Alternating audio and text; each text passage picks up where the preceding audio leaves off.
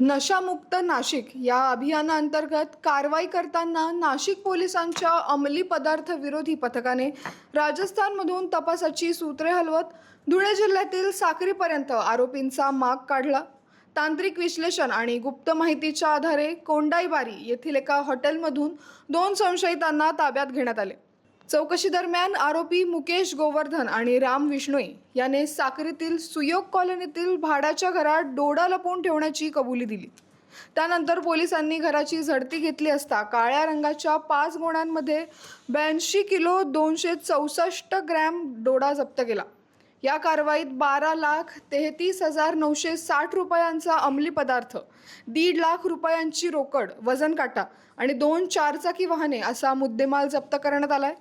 या प्रकरणी मुकेश गोवर्धन, राम विष्णोई आणि भरत विष्णोई आणि राजस्थानातील सुरेश नामक व्यक्तीविरोधात गुन्हा दाखल करण्यात आला असून पुढील तपास सुरू आहे।